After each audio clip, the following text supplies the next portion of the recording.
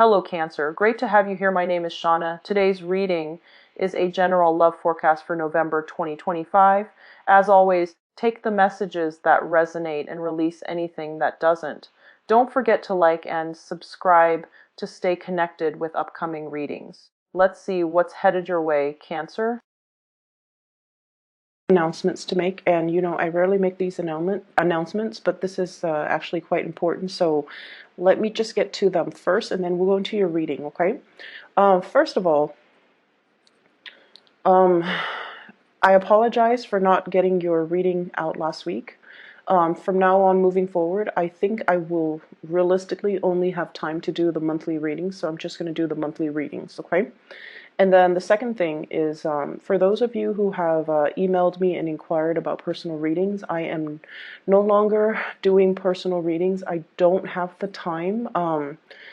And so I do have a colleague. Her name is Bridget. And if you'd like to book a reading, I would say I highly recommend her. And I've provided a link for her scheduling website in the description box below.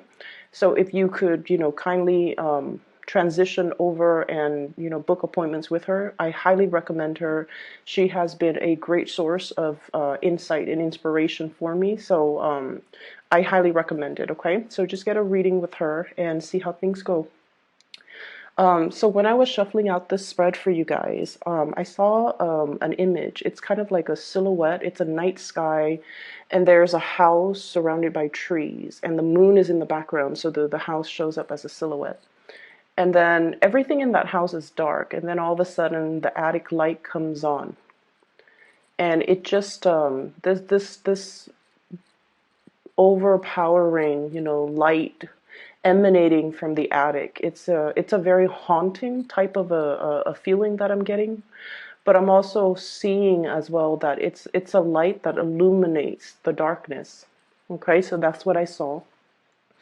And what I feel, how that image applies to this reading is there's definitely some type of a major realization, major awakening, that light bulb moment that has entered your life or will be entering the rest of this month. For some of you, this is like an idea when it comes to income generating opportunities, okay? Something that's really profound, something that's very, very big. And I feel like it's an idea that you can take and run with it.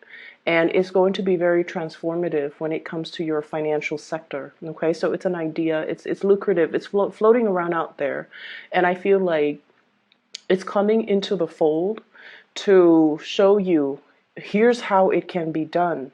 So if you've been thinking about something, I feel like this is a really good time for you to launch something. It's a good time for you to grab this opportunity and run with it. And then I'm also seeing in the financial sector, for some of you guys, you're at this point, King of Pentacles, very financially stable, and you're trying to figure out, what's next. Like you might be at the top of that career ladder, and you're just like, well, I don't really have anywhere else to climb. So what's the next stage for me? What's the next step? How am I going to, what do I need to transition into, or where should I look so that I can continue to increase my skills, continue to increase my income generating potential, which is a really, really good place for you to be. Be very careful about speculative ventures, okay? This is like high risk, high rewards. Be very, very, very careful about that. So yes, there is an idea floating around out there for you to generate income, but if it's like gambling, if it's something that involves a lot of risk, I would urge you to be careful, mainly because we're coming down here from the King of Pentacles to the Five of Pentacles, which is financial loss. So look at situations very realistically and make sure that this project, this idea, this whatever it is that's coming into the picture, that it passes, the common sense test. And especially if it's really high risk, I would advise you to sit still and mull it over, okay? I'm also feeling as well, some of you are really trying to stabilize your financial future, and this is a different segment of you guys, and you feel like you're just starting out. you feel like, okay, I'm kind of like, this newborn. I have a long way to go before I can get myself financially where I need to be. And it can feel a little bit disheartening when you have so much potential and you see yourself, like with a lot of potential, with a lot of growth potential, especially. But it can seem as if it's going to take some time to learn all the skills, to climb that ladder, to be where you need to be. I don't see any obstacles standing in your way. I feel like there's a lot of information that you have to learn. There are a lot of things that you have to know how to do in terms of like protocols, procedures, accumulating knowledge in order to do your job, in order to. I see a lot of people who might actually be students. So, for example, if you're on course to get your bachelor's, you might be like, okay, once I get this degree, once I graduate, the whole world of opportunities will be available for me. So you're getting kind of antsy and you're getting kind of anxious. Like, I just want to get through school. School is just school. And afterwards, that's when my life is going to start. Okay, some of you could even be getting a master's, could be like getting frustrated and impatient about, even doing like a PhD coursework. And you're just like, as long as I graduate, then everything, the doors will all be open for me. So think of this not as a means to an end. Okay, getting the degree is just a means to get a job. Think of this as your soul's evolution, okay? All the things that you need to learn as this newborn baby in order to I feel like it's not just the degree or the diploma to get a good job. It's something that you have to do for your internal growth process. So be patient with it and just know that in life, whatever we put in is what we're going to get out. So if we need to give it 100%, do all the course reading, do all the assignments, do all the tests, the midterms, the exams, the board exams even.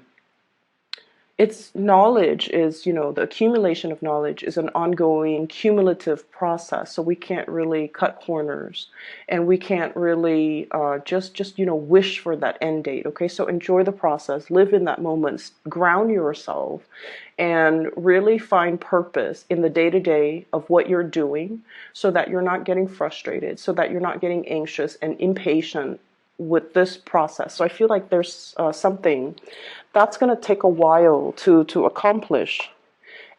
It could be a project, it could be school for some of you, it could be, getting the foundations ready for some huge income generating opportunity, and you're in the midst of having to deal with it. I feel like you're a little bit impatient, but rest assured, things are going to be okay. I feel almost like the universe is teaching you delay gratification. It's teaching you discipline, a lot of discipline. It's teaching you to accumulate knowledge. And it's keeping you kind of still so that you can clearly lay a strong foundation for you guys so that whatever you decide to undertake later on, when this waiting period is over, then you will know that it's going to have a really good outcome. Okay, so be patient with it. There is some brazen, bold communication that's coming through between you and another person. Okay, and this is what I call like the bare naked truth. Okay, Page of Swords. Okay, somebody might be expressing how they feel to you, and they could be expressing how they feel about something that you're doing. They could be expressing how they feel about you. And I feel like the message, the way it's delivered, it could be in a way it's like catching you off guard. It's something very unexpected, and it's something that is like, wow, what do I do with this information? And then for others, I feel like you have somebody that is expressing their romantic feelings for you, and You know, it's not like the Page of Cups where it's very sweet and flirtatious and jolly and, I feel like you're dealing with somebody that is normally not very emotionally expressive. They might have a deadpan face. They might have like they're just not really comfortable with that realm of emotions, okay? And you have two characters here. One could be an earth sign, Taurus, Virgo, or Capricorn. The other one could be an air sign. So I have the King of Pentacles, and then I have this is the King of Swords. Okay, both of these people, not overly emotional, but I feel like the communication that's coming through between the two of you is I feel almost like if they're expressing their emotions towards you, it caught you off guard. It's something very unexpected, okay? And then I also feel like there's news about pregnancies, birth, and things like that as well, where it's like catching you unawares, okay? So for those of you who are, expecting, congratulations. For those of you who are not expecting, take necessary precautions because this pregnancy vibe is coming through mainly because we have some unexpected communication. We have the birth of something, okay? I feel like for some of you, there is, I feel like there could be some type of accusation from a relationship partner, okay? Are you seeing somebody else? Are you still in love with me? Am I making you happy? Are you, like they're wondering if you're still attracted to them. They're wondering if you're still in love with them. They're wondering if they do it for you. And they're wondering if you've been honest and straightforward and loyal to them. So I do feel issues, communications regarding loyalty. And I also feel like as well, loyalty in the workplace. Like I see somebody getting called into like a supervisor or a manager's office, and somebody telling you, hey, we've got, a position that's going to be opening up in possibly the end of the year. And we like the work that you're doing, but we're wondering, do you enjoy working here? Do you think you'll be around at that time? Do you think you'll be loyal to us because we want to recommend you for this position? But if you don't feel like you want to be here, then let us know so that we can give the position to somebody else. I don't feel like the communication is sneaky or conniving, or I don't feel like they have hidden agendas or hidden motives. I feel like they hold you in high regards and they want to give you the full honest truth. They want to be able to disclose to you fully where they're at, how they feel about you, and what their plans are. So if your plans kind of coincide with theirs, that's great. If your plans, on the other hand, do not coincide, they want to know so that they can, look elsewhere. So it seems to me like it could be at work or it could be with a relationship partner. Are you still 100% on board with me, Cancers? If you are, then great, we'll move forward. Forward movement, momentum here. But there's also that little bit of self-doubt. One horse is looking at the other, and it's like, are we in this together? Because it's going to get rough. So are we still in this together? If you want to bail out, you need to tell me now. And honestly, Cancers, I feel in general that it's hard for people to gauge where they're at with you. You guys are really personable. You have great, sparkly, shiny personalities. And you guys are very, very well liked. People that meet you, even for the very first time, they're always going to say, wow, that was a really cool person, male or female. You have this way about you where it's very disarming. You put people at ease. You sincerely care about people. And you always, whenever people talk to you, they feel like um, they feel like they're the center of your world. And I'm not sure if you guys are aware of this, I've interacted with a lot of Cancers. And so let's just say I talk to them and they're just like, how was your day? And, I feel like I can say anything without judgment. I feel like, the other person, when they ask me that, they're really, really, really sincerely interested in, how was your day? It's not just casual conversation, because people do that. And they ask you and then they're disinterested as soon as you open your mouth. But I feel like with you guys, there is a very strong sense of sincerity when you interact with people, when you talk to people, when you ask people, even with just mundane water cooler chit chat, you're still very much engaged and very interested in what they have to say. And I feel like you do this with a lot of people. And that is why I mentioned before, a lot of people can get the wrong ideas and think that you're flirting with them. And then a lot of people, your partner, when they're with you, they feel like they're the center of your world because, of course, you love them. But when you're engaging or talking to somebody else, they just feel very sidelined, okay? So make sure that you kind of keep that attention, that focus on the relationship partner. Reassure your relationship partner so that they don't feel insecure, or they don't feel like they're put on the back burner, or they don't feel sidelined in conversations. Okay, be inclusive to the point where it's group inclusion.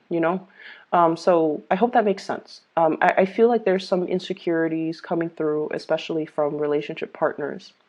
What I have as well is I also feel like some of you are in a position where you're being offered, like you're in one job and you're being offered another job. Okay, you're in one relationship and you're being solicited for another relationship. And I feel like there's a little bit of a sensory overload from your end about like, oh, what do I do? So many choices, so many options. There's also this paralysis. It's like, I can't really act on anything right now. I don't know what to do. I don't want to say the wrong thing. I don't want to convey the wrong things. I don't want to make a decision because I need some time to mull it over. So there's an element here about you being quite conflicted and kind of pulled in different directions about, what's the right choice for me. So if you are being poached, for example, if you're in one company working for somebody that you really care for and you admire and you feel like there's growth potential here, and you're being, pulled by another company, recruited by another company, or offered another job, I feel like, well, let me see, I feel like it's catching you unawares, and I feel like the new job, I feel like the new job, they really want you, okay? I call this bending over backwards to accommodate another person. They really, really, really want you. They really want you. And, the best work environment is the work environment that really sees your full potential, that really appreciates you, and that really wants you. Okay, so I feel like you have some choices to make. And then I also feel like if you're in one relationship, there might be somebody telling you like, hey, I really like you. When if you ever find yourself single, then, reach out to me. And in that situation, I see you kind of recoiling like, I don't know what to do with that information. And I feel like you can trust people and take what they say at face value. Okay, this is options opening up. You can take what they say at face value. If they're telling you if you ever find yourself single, then contact me. They don't expect a response from you. I mean, unless you're single, right? But if you're in a relationship already and you're happy, then just leave that alone. Okay, don't work yourself into a frenzy. Okay. So I definitely see some temptation with work, with relationships as well, coming through. Testing your loyalties, I feel. testing your loyalty. So, stand firm in whatever it is that you hold dear, whatever it is that you love, whatever it is that you value. Don't waver. Don't think about what if, because, a lot of the times when new opportunities open up, we forget or we take for granted what we already have. So this is telling you, if it's a job or something, I feel like they really like you. They really like you. But if you're happy where you're at, then, work from that standpoint. Make the decision from that standpoint. Okay? Don't think of it as missed opportunities, or if I don't do this, I'll never get that opportunity again. They want you, so they will continue to wait. Okay? So let's brush that aside. So that's the first 6 cards here. The last 4 cards. First of all, what I'm feeling here is I do see relationships, and where one person is doing a lot of the shouldering of the responsibilities, okay? Housework, child rearing, being the only person to bring home the money. And you might be in a situation where you feel almost as if there's some imbalance regarding, who's doing what in the relationship, okay? Who is putting 100% in the relationship, and then who's not doing their fair share. I also feel like there might have been some types of talks, communication, compromise about, okay, I drop the kids off at school, and then you have to help me pick them up, okay? Or, I cook on weekdays. You have to chip in and help me cook on the weekends. And I also feel in some way there's an energy here about people pooling their resources together. It could be at work, it could be a relationship partner, and then one person is sort of like reckless when it comes to spending money very frivolously. So I do see like issues when it comes to money, when it comes to finances, when it comes to the give and take, when it comes to, hey, we agreed on this. Why are you breaking the terms of the contract? Those discussions, I feel like, are coming to a head or are being discussed. What I feel is